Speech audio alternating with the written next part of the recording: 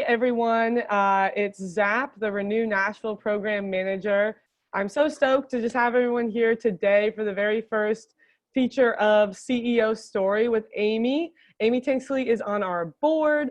She's the CEO of Uncle Classic Barbershop, and she's volunteered really to share her story, which I'm so stoked about. I really think with the CEO stories, just expect, we're really preaching like authenticity of sharing business challenges and how people have really navigated through that, because I think Nashville really just needs to come together to get through these tumultuous and unknown times. So we're so excited to have Amy up first. But anyways, Amy, I'll hand it over to you to kind of just tell your story of Uncle Classic, and then hopefully shift into telling really the COVID story and what's to come next. All good questions, Haley. So hey everybody, how are you? Happy Thursday. Glad you all made it. Good to see so many folks. So yeah, I'm Amy Tanksley. I'm the owner and founder of Uncle Classic Barbershop. We are a locally founded barbershop concept. We opened our first location in 2008, right before, so October of 2008, right before the financial crisis, Zap, and several weeks before the election of 2008, which was also contentious in its own way. So I guess from the very beginning, we learned how to spend every dollar, and that every dollar really counts. There's a great picture of my husband and I standing at our very first ribbon cutting. And in the background on the television is the stock market, sort of a market update, and there's a lightning bolt sort of crashing through it. So we got off to a slow start, so to speak, turned the televisions onto sports and cars and tried to avoid election coverage and financial coverage. And we've been growing ever since. So we opened our first location, like I said, in 2008. We now have 8 locations through Middle Tennessee. We opened 3 locations last year. We sort of picked up the pace last year. Happy to talk about that as well. And had big plans to continue that growth in 2020.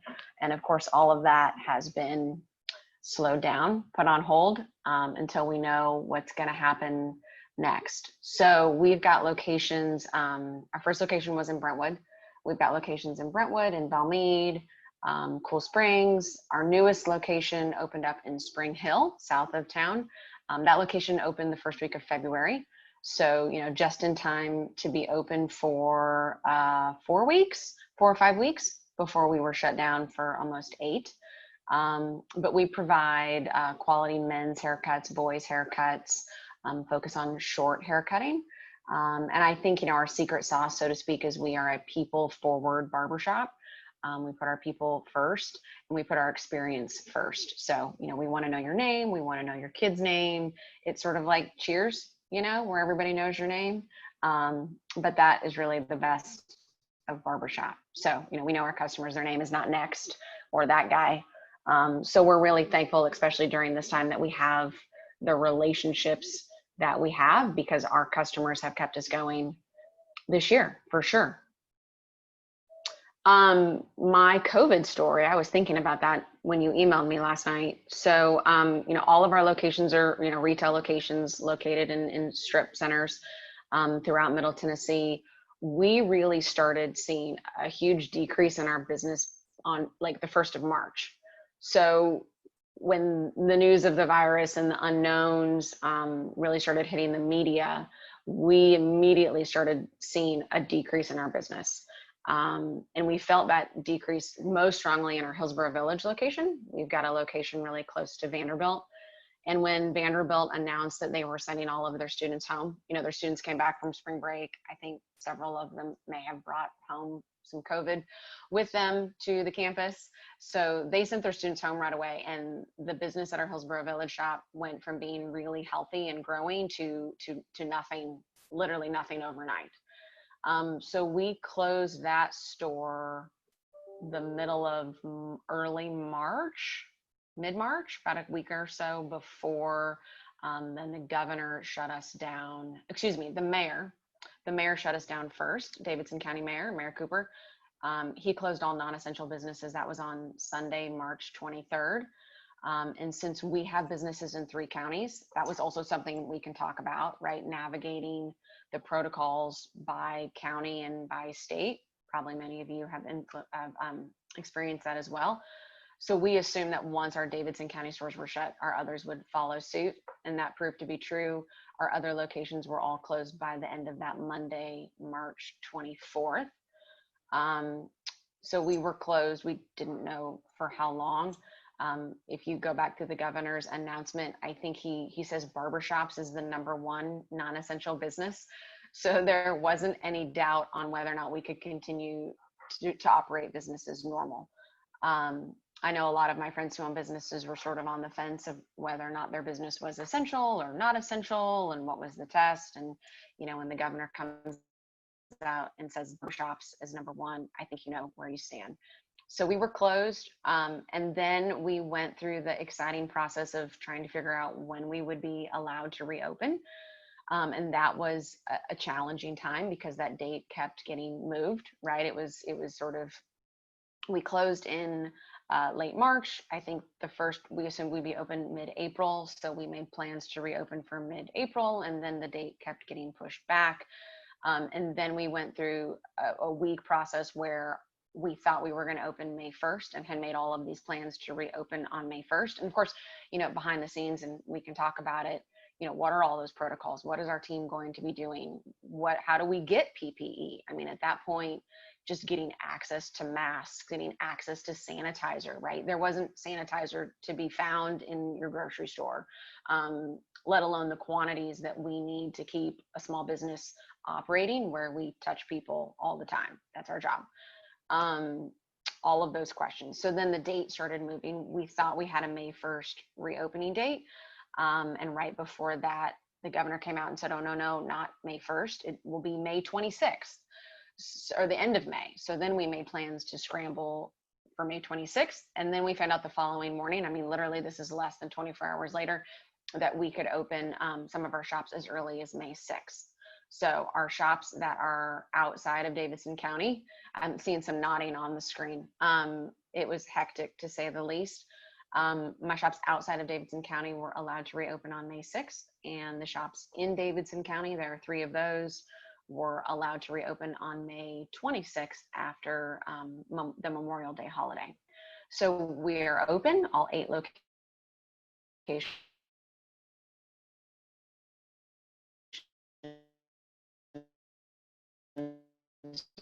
are open. Oh, I'm frozen. You're better now. I'm better now. Where did I lose you? All 8 locations are open now. Yes, all 8 are open now, operating under, you know, minimal constraints at this point. Although we continue to follow the governor's protocols. And we are, you know, everybody's still wearing masks, and therefore we're not offering services that require our customers to take their masks off. Can you talk about, like, when you only had some of the stores open, how did you make decisions on employees and staff? That's a good question. So when we were closed, we laid off all of my team members, right? Because we didn't know how long we'd be closed. It's really hard to talk about because it was really hard. You know, never in a million years do you think you're going to open a business and grow a business, and then at the turn of a hat, I mean, you know, overnight you're laying everybody off. And that was really difficult. But because we were not allowed to be open, we had no revenue coming in. I don't have an online presence, and we don't do house calls, and we can talk about that as well. So we laid everybody off. And then as we were reopening, trying to figure out the dates. So one of the things we learned that, you know, unemployment payments, we encouraged all of my team to go get that unemployment, and the larger unemployment payments, which were a lifesaver for all of us, getting them back rehired. Those dates didn't always coincide with the reopening dates the governor and the mayor were announcing. So we learned a lot about that and timing and payments. We were able to offer everyone on my team across all 8 locations a position on May 6th. And that's a good question, Zach, because some people were ready to come back right away, right? They were tired of being at home. They wanted to come back to work. But then again, we had a lot of people who frankly were not ready to come back to work, still very scared. living at home with children or parents who had pre-existing conditions, or they have pre-existing conditions. And so I would say when we were allowed to reopen, we reopened with 50% of my employees came back to work right away. And then in the first 2 weeks we were reopened, were brutal. And I'm happy to answer questions about that. As we were trying to figure this out on the fly, right? What's going to happen? What are people going to do? Are we going to be busy? Are we not going to be busy? But as I think we got our systems and our structure back in place with the new normal, we had more folks come back to work. And now I think of all the folks that we laid off back in March, all but 2 or 3 came back to work. Wow. Throughout kind of the springtime, how did you communicate with your team who had been laid off? Like, what was your strategy there? It was hard. A lot of it was just sort of keeping up to date with the news and the dates of what we think, what was gonna happen, checking in with them and their families and their mental health, making sure people were staying safe. And walking that fine lines up. I think the hard thing for us is if you've laid people off and they're not working, how much do you want to, how much do folks want you to communicate with you? I mean, we had a lot of people, understandably, who were really angry that they'd been laid off and that we were closed. And it was delicate. I mean, there were a lot of sort of things to maneuver. We had employees trying to buy houses during that time, right? And anyone who was trying to buy a house or move forward with their life, I think for so many people, lives were just put on hold. And then trying to sort of, get everybody excited and pumped to come back to work with all of the unknowns, took a lot of momentum, right? And a lot of trust building. And I'm really grateful that the team that we had assembled and the culture and the values that my company has were in place long before COVID, right? We had those strong relationships. We had those strong trust built between myself and my leaders and the managers and so many of our team members that I think when we told them what we were going to do, they knew we were going to stand behind it, especially when it came to keeping them safe in the workplace, which continues to be priority number one, right? I mean, I laugh. We've had a lot of, so I'm getting a question. Yes, all of our employees are W-2 employees and always have been. So that's been really helpful. That's a great question. So we've always had employees. We don't have any contractors. We don't have any 1099. That was a great position to be in when we applied for our PPP money. It made that process so much simple. Our ownership structures very simple. We have intentionally kept all of those things very simple, and it really worked through this process. But keeping people safe, back to that. So many of our customers are working in offices, right? And probably many of you are too. And we keep hearing that, offices, Amazon, I think, announced they're not bringing employees back to offices until 2021, June, right? They keep pushing that date back. And so we tell everybody, look, the barbershops are our office. We don't work in a traditional office. Our office is a barbershop. And so keeping everybody masked up and safe has continued to be a huge priority for us. Mm-hmm. Mm-hmm. Can you talk about, you said that you had to close down and then open back up again. What did that look like for those shops? Oh my gosh, it was a mess. And it was so sad. I mean, I don't know if anybody on here has a retail business that was forced to close, but don't take this the wrong way. Like, I never thought of a strategy of how do you close all of your shops overnight, right? I mean, that scenario, Zap, and I hope as you're having these conversations, that wasn't in my business plan, right? My business plan, like probably most other people's business plan, is how do you grow? How do you open more locations? Not how do you shut down a location? And as we were watching the news and tracking the business and watching others, I mean, frankly, thankful to have so many friends in the industry to ask them, hey, what are you doing? How are you doing this? But we created, a closing the shop sort of system. What did we have to do? Clearly, people had to get all of their equipment out of the shops, get the cash out of the shops, make deposits, turn things off, to make sure there was no damage while they were closed, because we didn't know how long we would be gone. But I mean, this was all sort of flying by the seat of your pants. Was there ever a moment that you considered shutting, like you had 8, locations, shutting down one of those locations, or how did you navigate that? You mean like permanently? Yeah. Yeah, yeah. I mean, to be real transparent, we didn't know what was going to happen with our Hillsborough Village shop, right? Because their business is so dependent on that community. I mean, all of our shops are, right? Any small business, and especially a barber shop, is really dependent on their surrounding community. And we can talk about that, Zach, because all of our shops are in very different locations, and all of them are feeling this differently, which has been fascinating, whether they're more urban or more suburban, or our Cool Springs shop is right in the middle of all the Cool Springs office space. And there was an article yesterday that said, that office vacancy is going up tremendously and people aren't going back to the office. And we feel that, right? As do all of the food and restaurants near us, because people just aren't there regularly like they were. But yeah, we really, we weren't sure what was going to happen with Hillsborough Village. And they are by far the shop that is the slowest to recover, since so many folks in that community are affiliated with Vanderbilt or with the hospital. But when they said shut down Nashville and stay home, that part of town didn't go anywhere. I mean, if you drove through Hillsborough Village in March or April, it was a ghost town. It was the craziest thing, right?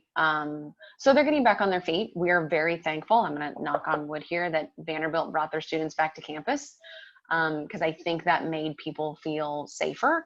And that so far, Vanderbilt has kept all their students on campus. That is really interesting, like how people are watching the universities. And I don't know, my alma mater did a shelter in place, University of Michigan, and that freaked the whole city out. That's right. They had all the students like emergency lockdown essentially, and I can't imagine if that would have happened at Vanderbilt here in Nashville. I think I would have a strong reaction. Wow, interesting. Yeah, it just, so much of our business is dependent on whether or not people feel safe, like coming to see us, or just safe leaving their homes. Which is why, again, we've kept all of our safety protocols pretty strict, because we want everyone to feel welcome and everyone to feel safe. Mm-hmm. Tell me about the differences more in depth between the Davidson County versus outside of Davidson County businesses. Good question. Good question. So I've got 3 locations in Davidson County, and I've got 5 locations, of course, outside of Davidson County. 4 of those are in Williamson County, and 1 of those is in Sumner County up in Hendersonville. So we have been trying to navigate, 3 different counties and 3 different plans, 3 different mask mandates, 3 different school mandates, right? Knowing whether kids are in school, out of school, if they're, Sumner County schools were like, they go 1 or 2 days a week. They're on a totally different program than what's going on in Williamson County. And of course, Metro, I think, just started going back a couple weeks ago for the little ones. But yeah, I mean, so the stores in Davidson County have been the slowest to pick back up. I don't know why. Our stores in Williamson County are rebuilding faster, in terms of people feeling comfortable to get back out and get their hair cut. So I don't know. I mean, a lot of our business too is dependent on people having things to do. And right now, no one has anything to do. So we don't see our clients for weddings or for parties, people going to football games, things like that. The normal kind of day-to-day, I got to look good, has slowed down quite a bit. Mm-hmm. Have you had to navigate that with employees too? And like, I'm assuming a lot of your employees have childcare issues, and what does that look like? Well, the funny thing is, so living with uncertainty is sort of and everybody on the phone can chime in, right? Is sort of the new day-to-day normal, is nothing is normal. And you're right. So a lot of my employees are parents. They have older kids, younger kids, kids in school, kids in daycares. We are following all the CARES FMLA programs. So that's been interesting, because that's, really complicated at times, especially when it comes to if daycares are closed for COVID or if schools are closed for COVID. How much are you paid? How long are you paid? How long is an employee paid if they're exposed or if they test positive? But, we want to make sure our employees feel safe coming to work, and that they're not coming to work and working next to someone who is sick, right? We want an employee who is sick or thinks they have been exposed to COVID to stay home, and paying them to stay home and not expose other people is a huge win for everybody, right? It keeps that person employed, keeps our teams moving. But I mean, Zap, there's not a week that goes by within my business that we don't have an employee going through some sort of COVID pay scenario. And we've had to ask a lot of questions. Wow, that is really crazy. So you didn't really, oh, we have a question. What has been your biggest investments and divestments since COVID? Oh, I think anybody could tell you all that money you're spending on things you didn't ever want to spend money on, like masks. And, my favorite is cleaning supplies, right? I mean, so I don't know if any of you were looking for cleaning supplies back in April, and we still can't get Lysol. And if you can find it, it's triple the price. So, when I look at our largest expense items right now, they're all sort of, COVID PPE, whatever you need to keep everybody feeling clean and safe. There was a run on Barbicide. Does everybody know that, that blue liquid, right, that all the combs go in at your salon or barbershop? So you'll love this, right? So that factory that makes Barbicide was closed as a non-essential business. So they stopped producing Barbicide. So there was enough Barbicide to get us through like July.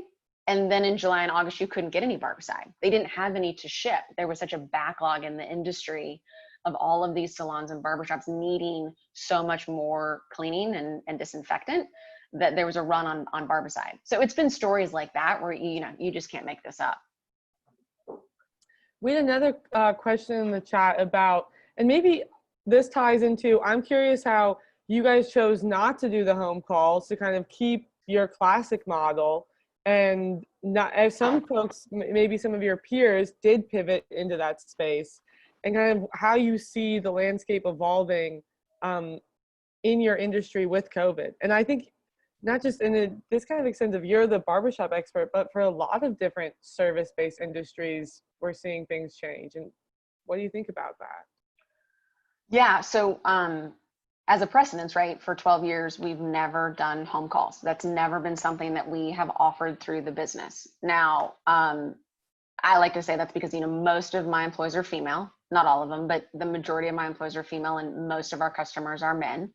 And so I've never felt comfortable as a female business owner sending my female employees into a home or work environment that I can't control and I don't know what they're walking into, right? In terms of safety, in terms of sanitation. And so I've never felt okay being comfortable with that sort of being the middleman. I know many of my customers, the second we were closed, well, not the second, probably a week into being closed. Well, I will say, when the announcement came from the mayor that the shops were closing, and we made the announcements to our customers that the shops were closing, those 2 days were the busiest days we had in March, hands down, right? We were booked from open to close. We had team members working till 9 o'clock at night with people knowing that their barbershop wasn't going to be open for a while and they didn't know how long, like scrambling to get in for haircuts. So we had that run before closing. And then about 2 weeks after we were closed, we started fielding all of these calls and emails about house calls. And so we gave everybody the same answer we always give, which is we don't broker those, right? And at that point, Zap, all of our employees had been laid off. And so they weren't employees anyways to sort of be that connection. I know that I probably have fewer than most. I wouldn't say it's half and half. Some of my employees felt comfortable doing house calls. And I think the majority of my employees did not feel comfortable doing house calls. Because they really felt it wasn't that safe. And like I said, so many of my employees have had children at home, were really terrified of the virus. I think many of them still are, that they weren't interested in doing the house calls. And I felt good not making anybody do that, right? That would have been really uncomfortable. But you've seen some people, they have pivoted. Is there anything interesting you've seen someone in your industry do? I saw some shops cutting outside, that's happened, right? And I feel really lucky, the state of California had their salons and barbershops closed, gosh, I think till September. Really? I had no idea. Wow. Oh yeah.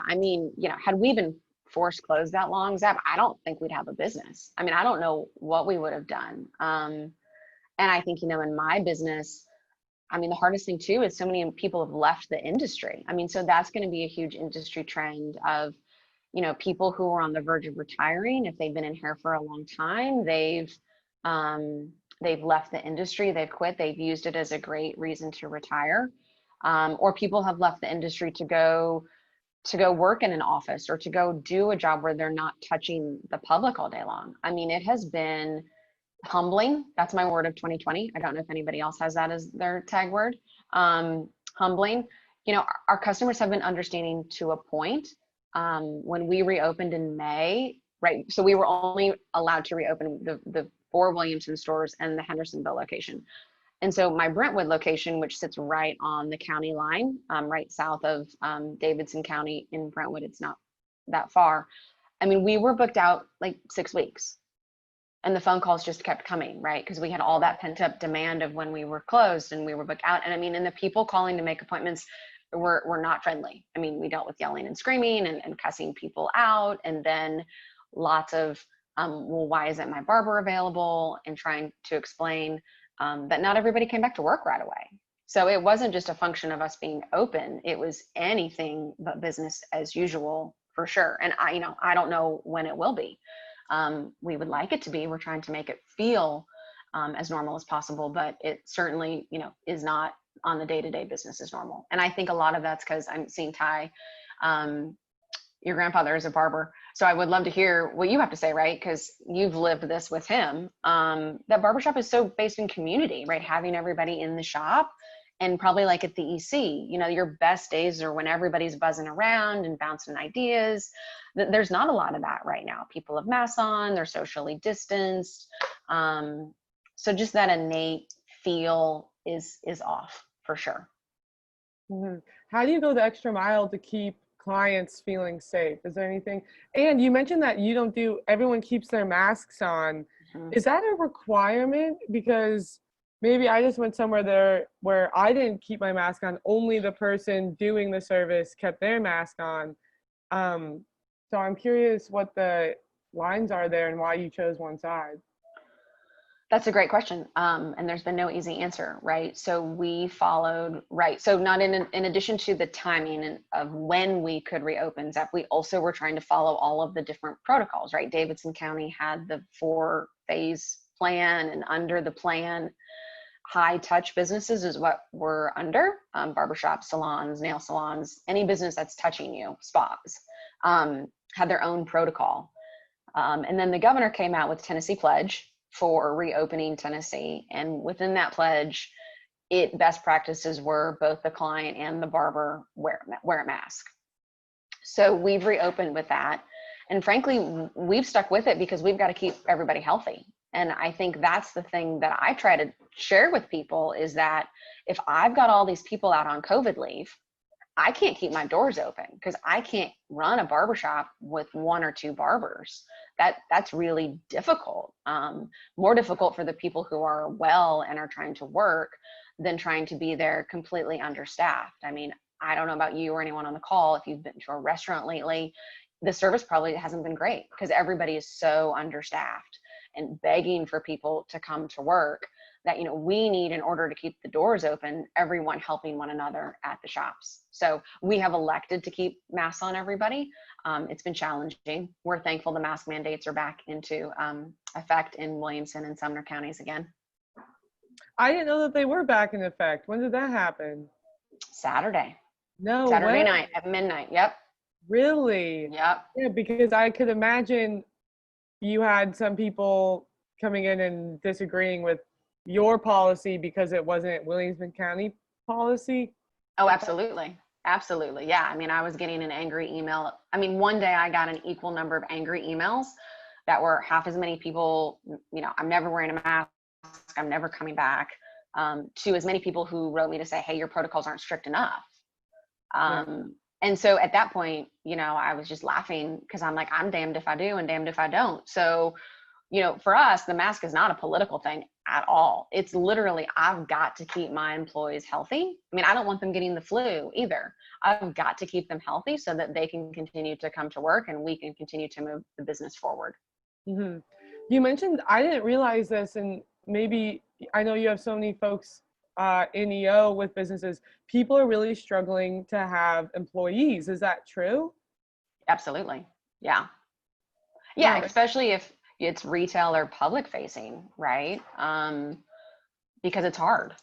Coming to work all day in a mask isn't a lot of fun. I think most of my folks have gotten used to it. We have a lot of candid conversations about which masks are the best masks and what can you talk and cut hair and doesn't drive you crazy all day.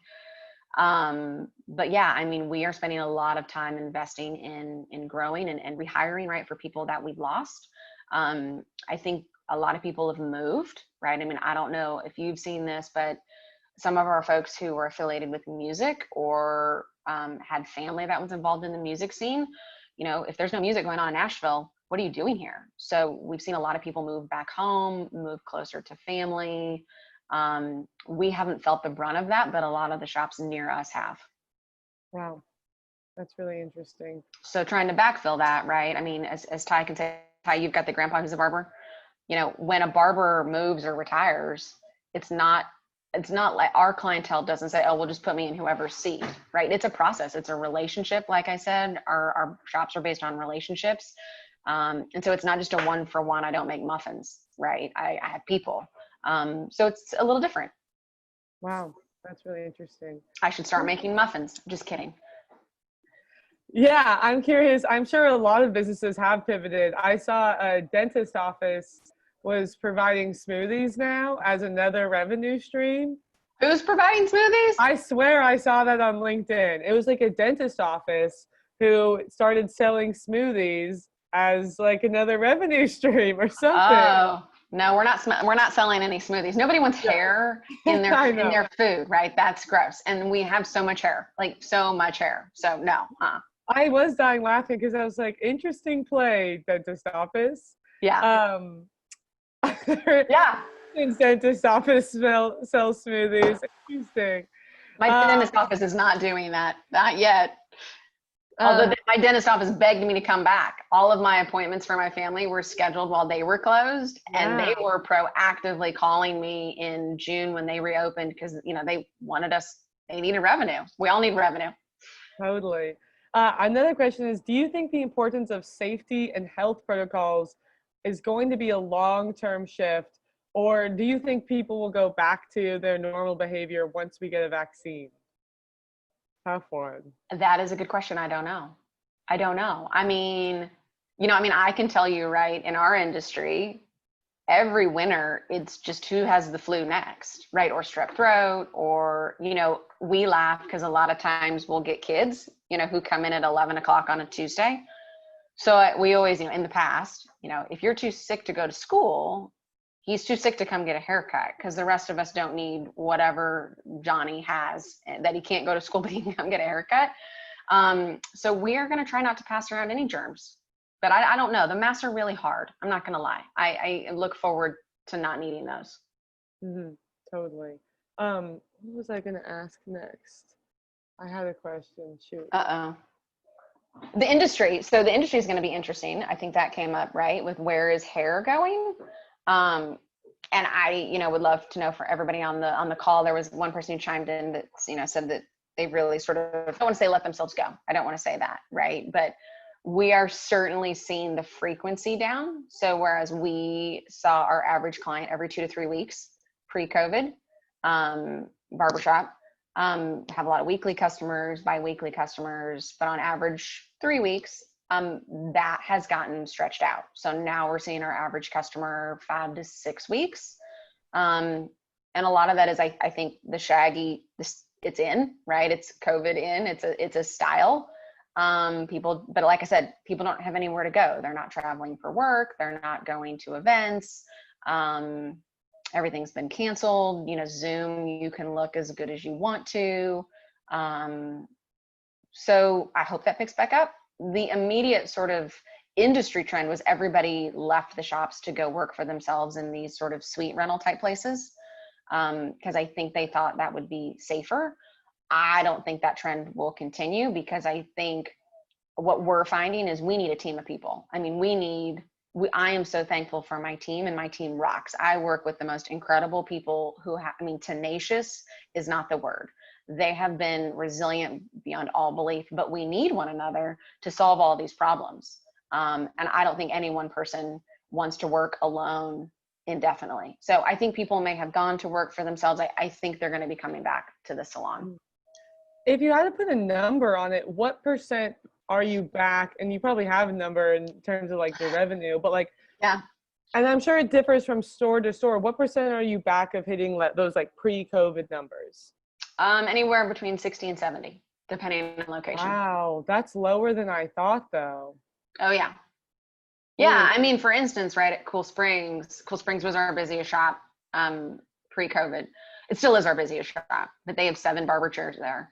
But because none of those offices have anyone back in them, we're running about 75% capacity at any given time. Wow. Because if you were commuting, right? I mean, everybody on the phone, it looks like most of y'all are at home. If you were commuting somewhere, you're not commuting anymore. You're not going there to get a haircut. So if you live on one side of town and you work at another, if you work in Cool Springs and you're not going there, you're not driving there to get a haircut. Mm-hmm. Or if you do, it's every once in a while, not every 2 to 3 weeks. I'm curious if tips have gone up a little bit. They have. I always tip more because I feel No, I mean, Zeb, I'm so thankful for our customers, right? And it's a true testament to anyone's business is having such brand ambassadors, such loyal clients, right? I mean, we had clients reaching out while we were closed who sent money to my barbers proactively because they were worried about them, right? And I know not every barbershop, I think the good ones have those relationships, right? But we don't, like I said, your name is not next. We care about our clients, they care about us, and they really have taken care of us. Mm-hmm. And many barbershops have closed. I mean, we've been seeing, and quite a few in Davidson County, that's where it's really felt the brunt of it. But we are kind of, I don't want to say tracking, that's not the right word, but we have people coming in every day saying, hey, my barbershop is closed. I'm looking for a new barbershop, or my barber has moved, or my barber has quit, looking for a new shop. Mm-hmm. And I don't think that we're out of the woods on that at all for retailers. We had another question in the chat, and I'm not super aware of this, Fred, is I guess Nashville recently passed a work from home, and if you're worried of what that impact will have. Fred, I don't know if you want to expand. I'm not aware of what that is actually. Do you know what that is, Amy? I don't. Who is that, Fred? Fred, unmute yourself. Fred, say hi. Oh, he's maybe shy today. Can you hear me? Yeah. Hi. Sorry. So I haven't followed it super close, but I know that it passed. And basically, I think hairstylists and music studios were the people who were the biggest advocates for it. But my understanding is that people can cut hair in their home. I think there's certain limits on it, like clients and such, but I just was concerned about the long-term impact on commercial places such as yours. That's interesting. So in my other hat, I serve on the Tennessee State Board of Cosmetology and Barbering, which has been super interesting through this process as well. And in order to legally being able to cut from home, you have to have a home hair license. And so that, if this is what you're saying, would eliminate that. I think that's great because I think people need a way to make money. I am all for that. I don't know if that will impact my business as much. I mean, I can tell you most of my employees drive 30 to 40 minutes at a minimum to get to our shops, right? My employees don't necessarily live where they work. And so cutting out of their house would be for their friends and family in their own communities, but not necessarily from their clients at Uncle. Because I don't know that my clients would drive there. But I mean, I think that's interesting. I've seen some barbers that we are connected with who have announced that that's their plan. They're going to open their shop in their garage or, figure that out.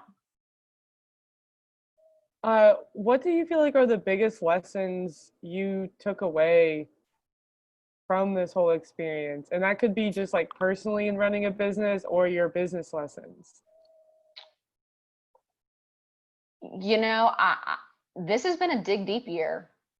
This has been a, do you have the guts to keep going? Because it has been a roller coaster, Zap, and it continues to be a roller coaster. And so I think first and foremost is I'm thankful to have a team that is willing to go the extra mile, figure it out, work amongst all of the unknowns, find a way to laugh at the end of the day, right? Because there's so much right now that we can't control. As much as we want to control, it is out of our control, right?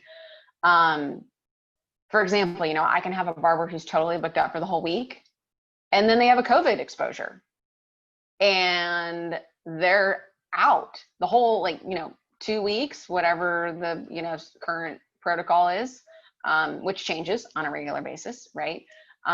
So we make plans and then we change plans, and I think my resiliency has been tested. All of our resiliency has been tested, but I'm really proud of my team. They are so encouraging and so inspiring, and they don't want to quit, and I don't want to quit. And so you keep moving forward. And so, I think it's been really good to connect with so many other barbershops in town, right? Whereas in the past, it can be kind of a competitive industry where you're not necessarily friends with other shops. But this has brought, at least I think, myself and other shops closer to say, hey, what are you doing, and what's working and what's not working, and how can we help one another? How can we just send words of encouragement? But, for me, I just say, hey, we're putting one foot in front of the other foot every single day. And it will get better, right? And it has gotten better, and there will be setbacks, and then we'll figure it out. But, tenacity is really important. But I think, the best laid plans, right? I mean, we were going to open more stores this year. We had picked up the pace last year. I mean, this was supposed to be our year, Zap. I mean, this was supposed to be my year. And I was super excited about that because it's been 12 years of really hard work. And to finally kind of see what's going to evolve next step, and then to have that fall apart in some ways has been humbling. Yeah, that's tough. What other questions? I guess I knew I got this question going more to the evergreen content. People were curious about just a woman owning a barbershop, and if that's ever difficult for you, or it's not difficult for you, and kind of what that world and culture is like. I think it's unexpected, right? I mean, when people ask me what I do and I tell them I own barbershops, I should have a way of capturing the looks on people's faces, right? Of that is probably the last thing I thought she would say. So that's been fun, right? I mean, I opened my business app when I was 28 years old. I had never owned a business. This is going to sound bad, I'd never hired anyone. I had never fired anyone, and I didn't know what the hell I was doing. But there is no way of learning other than just trial by fire. And that has been what it is, right? My husband and I took a second mortgage on our house, right? That's how we financed this. And when you have a second mortgage on your house, you go to work every day because you don't have a choice, right? It was figure it out, learn the hard way, gut it out, live through the unglamorous portions. I meet a lot of people who want to open businesses, and sometimes I worry that they don't really understand the commitment of it. Through Friday, it's all the time. And the best lessons I've learned have usually been by me screwing it all up, because I am stubborn and I tend to learn things the hard way all the time. But in terms of being a female entrepreneur in Nashville, I think that has gotten incredibly better. Starting, I went to a meeting one time, and an older gentleman literally patted me on the head and was like, "Business," and I'm short, so it was interesting. But being taken seriously was a challenge. I don't think that that's really a problem anymore. And I love the energy that is at the EC. I love spending time there. I miss being at the EC. Pre-COVID, I was there at least once or twice a week. for various things, and I miss the community. I miss Nashville's energy. I really miss Nashville's energy. Working from home, I don't know about y'all. You know, I've got 2 small kids. We have a lot of energy here, but it's kind of all over the place, and there's just a lot of screaming all the time. So I think it's gotten better, you know, and to have a girl group, I have a girl group of other business owners where we can laugh about what it's like. I mean, most of the time I go to events with my husband, they assume that he's the business owner, right? And they shake his hand first. And then he's sort of like, yeah, it's not me, it's her.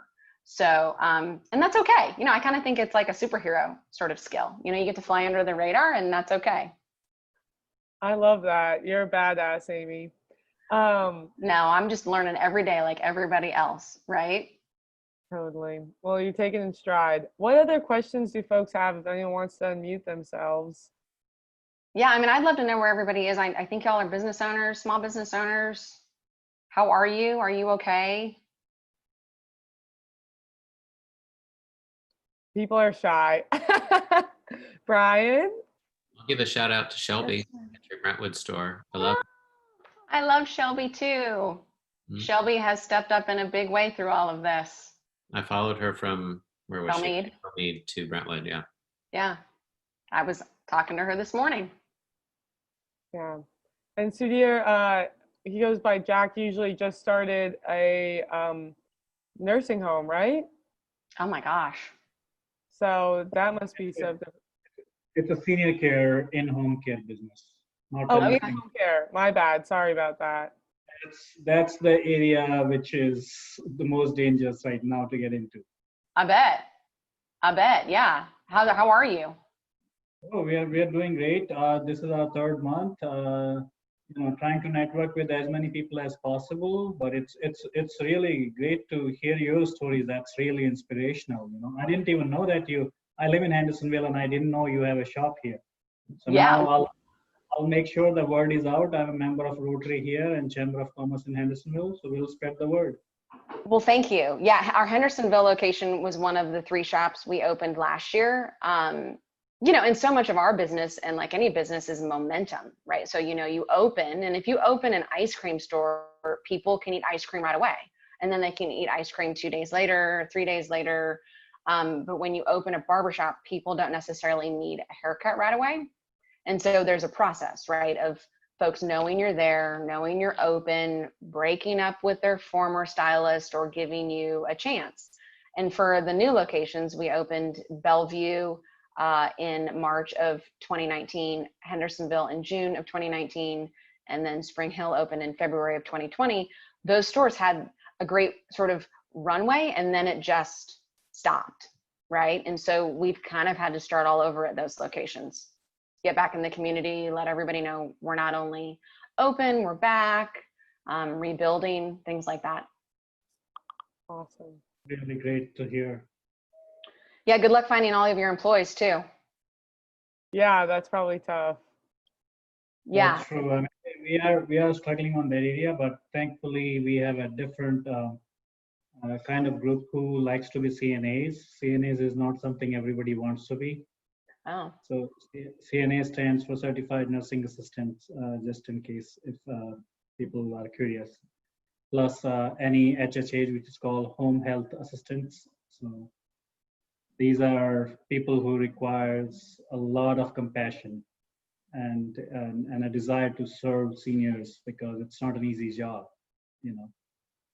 Well, Yeah, I mean, I'm super intrigued with what, I mean, Zep, the thing that I'm always talking about is, you know, what comes next for Nashville, what comes next for all sorts of industries.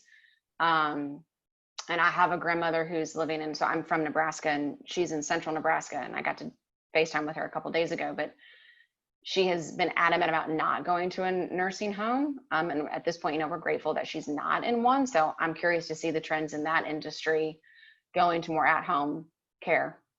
No, it is, and it's actually a really great options. We are getting a lot of queries. Since we are new, so we are trying to make the space there. You know, since people see us online, but they don't find reviews or anything like that yet. So Gotcha. that's why they are. Yeah, and nothing wrong with it. They are supposed to do their proper homework. But yeah, it's an interesting time to launch the business. But I I'm bet. glad that I'm able to utilize my consultant skills and network of people. Yeah. I had worked for Deloitte Consulting for 6 years prior to Oh, getting into that. oh. I was gonna say, in our industry of entrepreneurship, it's such an interesting time because we're seeing people kind of like make it or break it.